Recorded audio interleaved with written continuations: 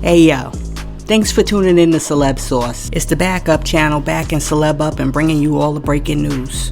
For the past year, NBA YoungBoy has been on house arrest in Utah, and now he's saying that once his house arrest is over, he's getting ready to become a Mormon.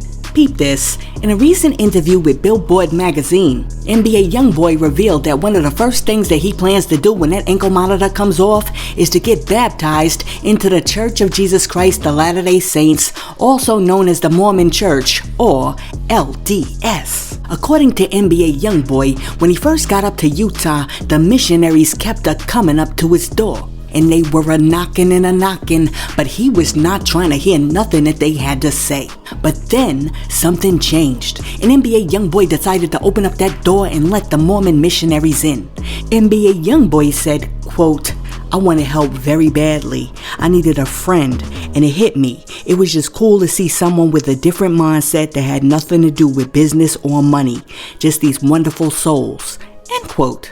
NBA YoungBoy went on to say that his LDS friends have come to visit him every day since the first day that he opened up that door. Now, when talking about the visits, NBA YoungBoy said, quote, "Even when my negative thoughts come back, when I do want to tell them, nah, not today. I just don't let nothing stop it." End quote. Listen, during the interview, NBA YoungBoy also said that he's had time to reflect, and now he feels very bad about the negative music that he put out in the streets. YoungBoy said, quote, "I was flooded with millions of dollars since the time I was 16, all the way to this point in my life. I woke up one morning and was like, dang, they got me. Look at the ish I done spoke about. Look at the ish I put into these people's ears. Man, I feel very wrong about a lot of things. How many lives I actually am responsible for when it comes to my music. How many kids and people have gotten a car and put this ish in their ears and actually went and hurt someone. And now I'm sitting back like, dang, I can't do it all in one day, but I promise to clean whatever I can clean, but it's gonna take time." End quote. Listen, even though I do have a few concerns about NBA YoungBoy becoming a Mormon, I do appreciate the fact that he's taken steps to better his life. And I believe that if NBA YoungBoy cleans up his music, then a whole lot of these other young boys in the street are gonna follow exactly what he does, and they're gonna clean up their music too. Listen, I was not a real fan of NBA YoungBoy, but I'm thinking I might be able to jump on the bandwagon and become a fan now that NBA is becoming a young man. Honestly, the best that I can hope for is that NBA YoungBoy stays the course, because the last thing that I want to see is that he reverts back to his old ways like 2 months from now, and then the next thing you know, he's selling his Mormon underwear on eBay like freaking Lotto. And I gotta tell you, it amazes me that this chick got $95,000 for the dirty drawers. I mean, if she got that, then I can't imagine what NBA YoungBoy is gonna get for the 2-piece magical Mormon garments that he's gonna be wearing. Hey yo, on to the next story. According to chart data, Drizzy Drake has once again set a new record when it comes to the music game. In a tweet posted on February 1st, chart data said, quote, @Drake has now surpassed 75 billion streams on Spotify across all credits. He is the first artist in history to hit this milestone. End quote. Listen, after Drizzy Drake found out that he hit the 75 bill mark, he turned around and left a little note on social media for everybody to read. The note said, quote, "We should get bonuses like athletes to motivate the future artists to be consistent and competitive. So feel free to send me a LeBron-sized check. I have enough dinner plates." Smiley face, heart emoji, at Spotify. End quote. Look at your boy Drizzy Drake out here acting like he's the Michael Jordan of hip-hop. I mean, but is he? Is Drizzy Drake the Michael Jordan of hip-hop? Let me know in the comments.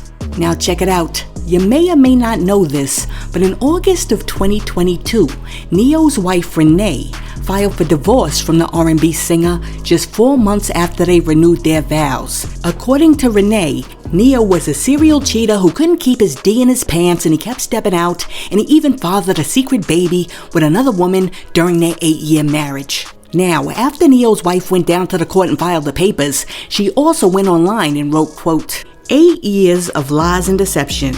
8 years of unknowingly sharing my life and husband with numerous women who sell their bodies to him unprotected. Every last one of them. To say I'm heartbroken and disgusted is an understatement. To ask me to stay and accept it is absolutely insane. The mentality of a narcissist. I will no longer lie to the public or pretend that this is something it isn't. I choose me. I choose my happiness and health and my respect. End quote. Listen, I feel bad for this chick because it's apparent that Neo did not want to be married. Well, now Neo's not married because the divorce was finally finalized. And now that the ink is dry on the papers, Neo has to pay his ex-wife a lump sum of $1.6 million. He also has to give her one of the 4 homes that they own. He also has to give her a check for $20,000 for moving expenses, in addition to another $150,000 so she can buy herself a new car. He also has to pay $12,000 a month in child support for their 3 kids, in addition to school expenses. Now, that's not it. Renee will also get $5,000 a month in alimony for the next 3 years. The divorce decree also said, quote, both Neo and Renee will have joint custody and agreed in writing to not bring any romantic partners around their children unless signed off on by the other party, or they get engaged or married. End quote. Look, I have never understood why some people are so pressed to be married when they really don't want to be married. If you want to still be out there sleeping with everybody and being in everybody else's bed, then don't get married. I mean, for real, people, why would you stand up before your partner and make a covenant before God that says till death do us part, when what you really want to do is be out there parting everybody else's legs? I get it. Everybody wants to have a ring on it so they can feel that they've made it to a certain level in life. But if you're not ready to be tied down, then don't get tied down. And that goes for men as well as women. You know the old saying that says you can't have your cake and eat it too? Well, you can't be married and have 2 women too. Unless you're married to like a woman who's like Candy Burris, who doesn't mind having a little extra bedroom candy in the bed. But that's not what we're talking about. We're talking about traditional marriage. And Proverbs 18:22 says, quote unquote, whosoever findeth a wife findeth a good thing and obtaineth favor in the Lord. It does not say whosoever finds a wife and a side piece. Now, I already know somebody's going to come in the comments and they're going to be like, yo, sis, some people don't believe in that monogamy nonsense. Some people believe in polygamy. And you know what I say to that? I'm talking about a biblical Christian marriage right now. I'm not talking about anything else. And then you always got that dude who comes through and he thinks he's being mad deep. And he's like, yo, sis, you know in Africa they can have more than one wife. You know what? Those men have to be able to afford those wives. Some of y'all running around here with mad women and you can't even afford an Uber. And they have to pay a dowry. So I tell you what, pay my parents 1,000 cattle and then we can talk about it. I mean, for real, until I see mad black dudes rolling down these streets with caravans of cows, I'm not even entertaining that conversation. Y'all could miss me with that nonsense. Hey yo, on to the next story. Oh my goodness, it's almost like I don't even want to tell you the story because it's the same-ish, different day.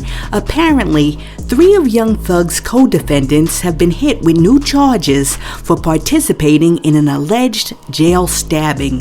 Fulton County Sheriff Pat Labat reported that Christian Briss Eppinger, Redalius Little Rod Ryan, and Damone Bali Blaylock have been accused of stabbing a fellow inmate inside the Fulton County Jail. Authorities have yet to share further details about the attack, so the identity of the victim and their condition is still unknown at this time. We also don't know what the motive was for the stabbing.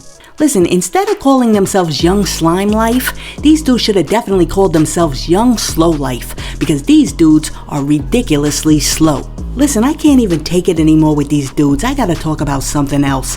Check it out. Yesterday, Questlove spoke out against the removal of African American works of literature around the country, and he's calling for the people to stand up.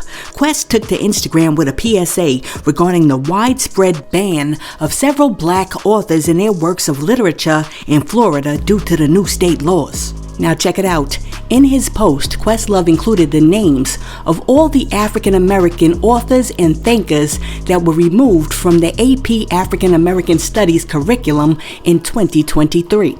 These authors include, but are not limited to, Amiri Baraka, Alice Walker, Bell Hooks, and Nikki Giovanni. Now, along with the pick, Questlove also wrote, quote, "For all you kind folks who praised As Summer a Soul movie, this is the exact kind of erasure that makes black erasure so easy to do. It starts slow and benign, and before you know it, it spreads and spreads, and we ignore or hope it will fall on someone else's hand to come up with a solution. Then it's too late. This is why local elections are important. This is why you can't sleep for even a micro minute until the job is done." End quote. Questlove went on to say, quote, "I know we exhausted. I know for every 4 steps forward, we wind up 3.9 steps backwards. I know we aren't in love with our options. I also know that a lot of us are ignoring the call to be the change we want to see. I'm guilty AF with this one. I'm Mr. Well, somebody needs to do something. Hello, all day. And 99% of the time, I gotta set wheels in motion for things I want out of life. But it starts with acknowledging how serious this is. If this is what's happening in Florida, what'll happen when he runs for president?" End quote. Listen, I don't even need to say anything because we all know that Questlove is right. What these dudes are trying to do down there in Florida is they're trying to remove all the black revolutionary thinkers in the curriculum because they don't want no new black revolutionary thinkers. I mean, think about it. How are you going to teach the full scope of African American studies without including Alice Walker? That's like trying to teach the history of popcorn without talking about Orville Redenbacher. Listen, we know what those dudes down in Florida are trying to do, so that means that we gotta organize so we know what we're doing too. Hey yo, thanks for tuning in to Celeb Source, your source for celebrity news. Be sure to like and subscribe to the channel. Peace.